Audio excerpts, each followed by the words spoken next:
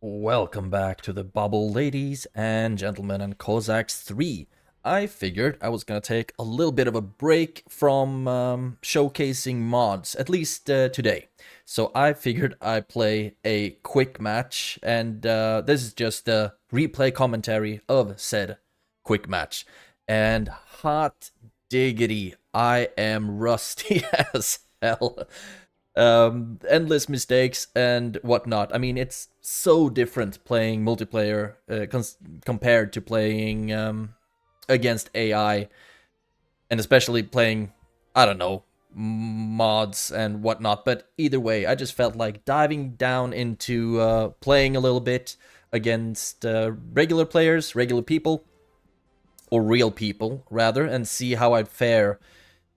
And yeah, this is going to be the replay commentary on that one. So let's start with going through the players. Of course, in the quick match, you can't see who the players are, but now we do because it's a replay commentary. So starting off with me, bottom right in red, playing as Bavaria, and my teammate, Ster, in blue, playing as Netherlands. Our opponents are Embrace in the top left, in turquoise, playing as Netherlands. And last but not least, Gufik34 in purple, top right, playing as Bavaria. So I think we can jump straight into it, and I will try to time an epic fail that I made in this game. But let's just start right off the bat. I'm just gonna go really basic with the town hall and the market, and it was the trade that I really fumbled. So I'm going to go to that later. If we go over to Embrace, we see that he actually went with 2 town halls instead of 1 town hall, 1 mill, and then storehouse, blacksmith, and whatever. But it still seemed to work out pretty well for him, actually. He played very, very well in this game. I started putting my storehouse to blaze, to the flame, whatever, destroying it because I just wanted it so I could build the market. And now with that, the market is going up, I want to show you such an epic fail that I made. You know that you should trade iron for like wood, and then coal for stone. But look at that. I didn't actually trade any coal for stone. So now I'm panicking, trading all of my gold away to stone so I can get the 3rd town hall. And then I don't have enough gold to get the 2nd barracks and the academy. So now I'm panic trading all of my coal for gold. Ugh, that was not... Oh, that hurt. Like, coming back into playing multiplayer. Okay, let's see how well I fare in multiplayer. And then I completely fumble the trading, the first thing I do. Go over to Ster. He already has his 1st barrack up and running. If we look at his economy, I think, yeah, he traded as you should trade. So, I guess, but maybe it's the one who trades first who gets the most advantageous rates. Because, oh, he actually went with the academy instead of the 2nd barracks. So maybe that's why. No, that doesn't cost any gold. Anyway, you need 2.5k to get the 2nd barrack, and usually you have the resources to do that. But I think it still benefits the one who trades first. If we look at the points, by the way, Embrace is doing very well, so I want to check on his build for a little bit. He is sending musketeers on all kinds of directions for scouting purposes, I would guess, because he knows that his enemies aren't in this side, because we have Gufik over there. He was very quick on finding all of his gold mines, so he's building on them right now. 3 town halls, 2 barracks, standard build. And I'm guessing that either he's going for the 1st food upgrade. I mean, it's pretty cheap, so it's a good idea to get that one. Hasn't gotten the one in the mill yet, though. You need 250 gold for that one, and maybe we'll see it very, very soon. Like now, for example. Maybe it's prioritizing some other things. I don't know. But he was a very good player in this game. Both of them were, actually, so it was a very, very fun one. If we go over to Gufik, his point of view, he spreads out his base a lot more compared to Embrace. And, I mean, it's not bad necessarily, because you can see here that the town halls will act as storehouses here. So the peasants will not have a long way to go to drop off their wood, their lumber. He also destroyed his storehouse just now. because he wants to rebuild that in a better location, and who can blame him? Of course you'd want that. This town hall, though, I don't think that is the best positioning for stone, because look at all the way they need to go to drop off the resources. A storehouse just below the resource would be a good way to go. We have, of course, 15 minutes peacetime since it's a quick match. We have artillery activated, and we have not capturing peasants, I guess. But capturing everything else is still activated. So you need to make sure that you get the palisade up and running, and also make sure to put guards on your mines or your civilian buildings, so to speak. I haven't gotten there yet, but I did realize that maybe it's a good idea to get some pikes out as well to put up as guards. I have built on all of my mines, but I'm very, very rusty when it comes to upgrading them, because now, of course, I want to upgrade all of my mines to level 2 at least, so we get that juicy gold flowing, you know? If you go up here, I have started building my palisades, and a little trick, I don't remember who taught me that. Sorry, I know it was someone in our Discord. Maybe it's Danielo who did that, who recommended that. I don't know. But basically, instead of putting like 20 peasants to start building a palisade, have a couple of them, maybe one or two, and then start building the palisade, and then you spread out a bunch of peasants so they start in different sections of it. So some of them start working on from one side, and one group from another, and then start from that side, and also maybe one in the middle. But the palisades are pretty quick to get up, so I don't think I put any more peasants onto that. Now I'm also starting to get the pikes out, because I wanted to put some guards out, and man, I felt so rusty playing this game. But I have started with the stables, and here I want to go for something different, like musketeers for firepower. And then when we play quick matches, usually there are, since we have capture on, there can be a lot of sick Cossacks. And I want to go for reiters, just because they are pretty well protected against bullets and shrapnel. So I want to use that kind of as a shield. And of course the round shears also work as a shield, but I just wanted to get some reiters because I felt like doing something weird. Got 2 stables up and running, and now I want to go for either the third one, which I can afford. Am I going to build it? No, I'm not, because I traded something. Oh, right. I got not the woodcutting upgrade.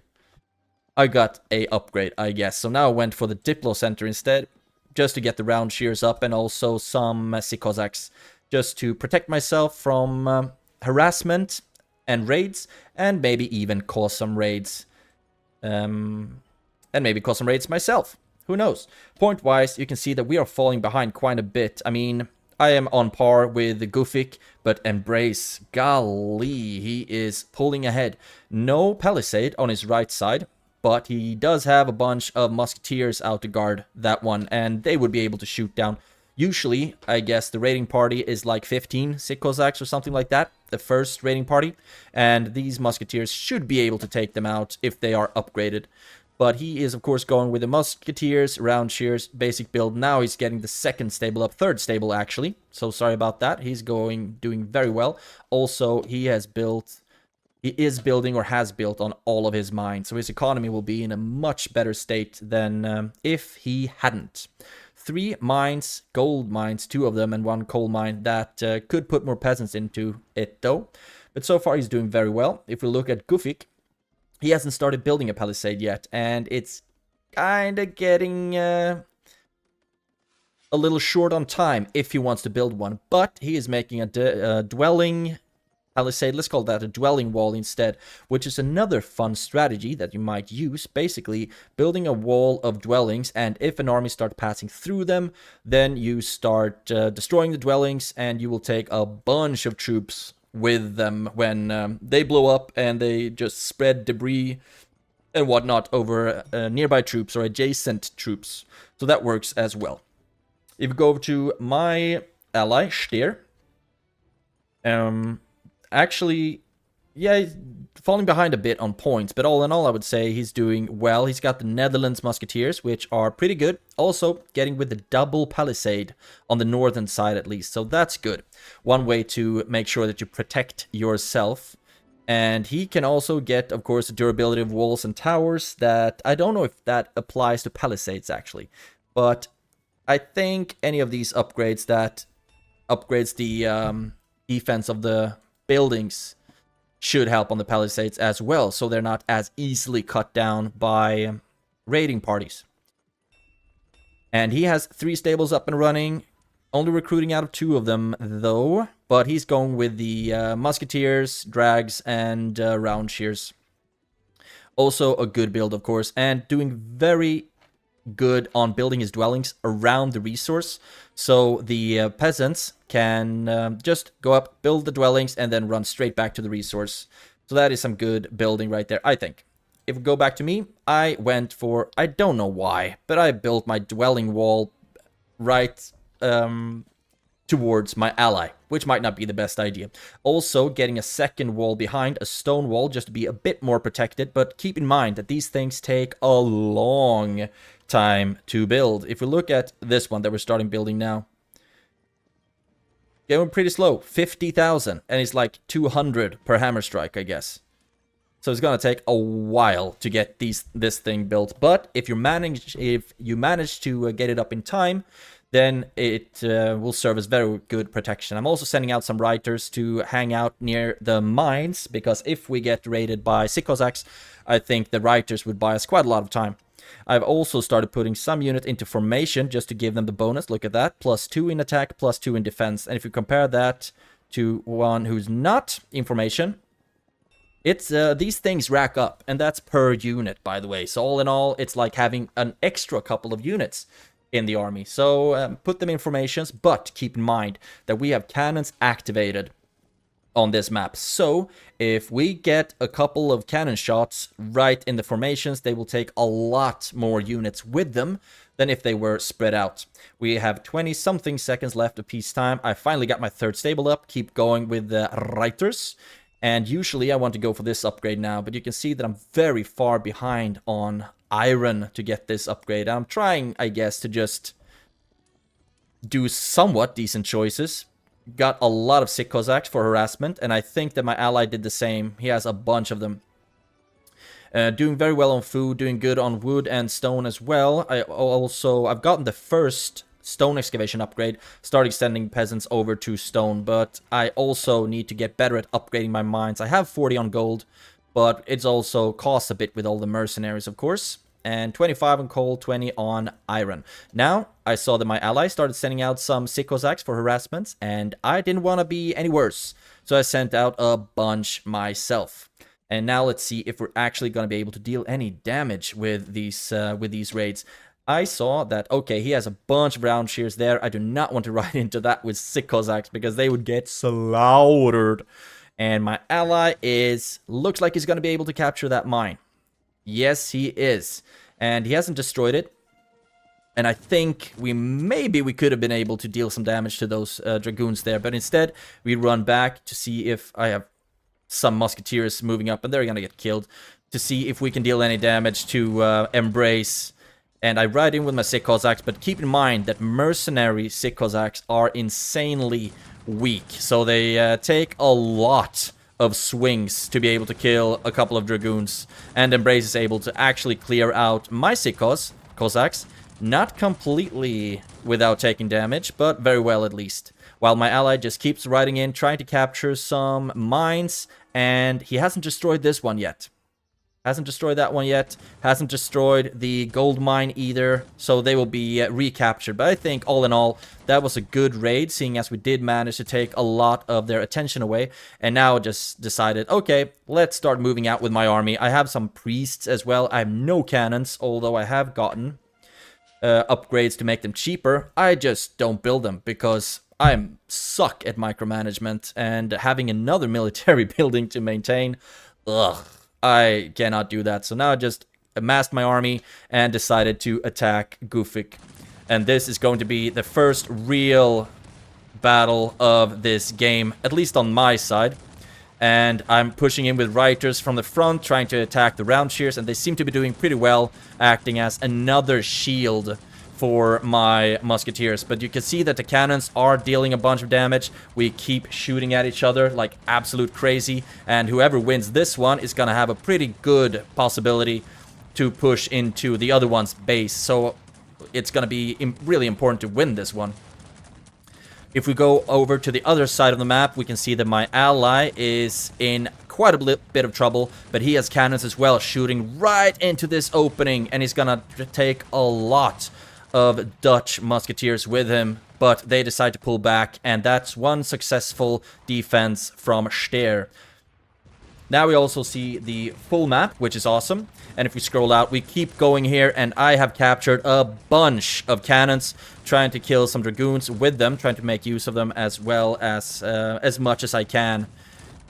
And just keep pushing everything. Now I'm just selecting all my military, keep pushing into the base, and try to have my artillery aim at something of importance, like the diplomatic center, for example, or the barracks. Yeah, that one went down quickly, most likely because he hasn't gotten the building's defense upgrade. But now peasants are coming in, and that is the last stand by Gufik. If we go down to Stier's base, there's another attack from Embrace, and he has a lot of units, but the dragoons are all mashed up together now. So pretty difficult to see who is who. One is bright blue, one is dark blue, but it's going to be a very important confrontation here. But you can see that a lot of the units suicided, and that is a GG from Embrace. And I think Gufik still hasn't given up, but we are knee-deep into his base, and he still has some peasants, he still has some mines, but we are pushing hard on this one. And I think that is going to be a GG from him as well. There we go. Buildings are destroying themselves.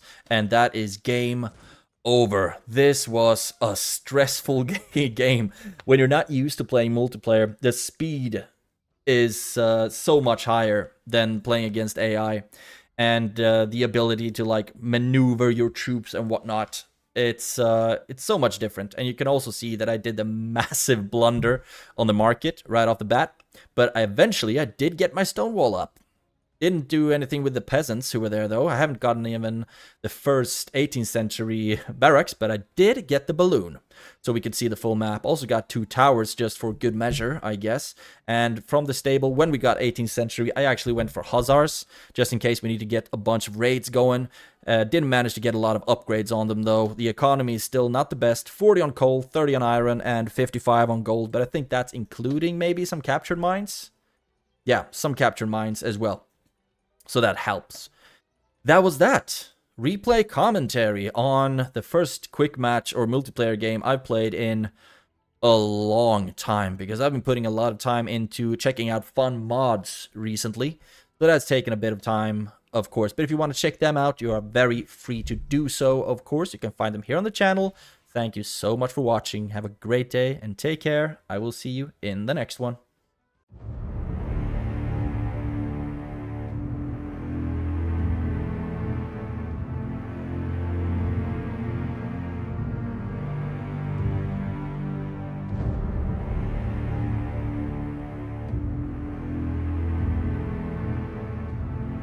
The Weird Bubble.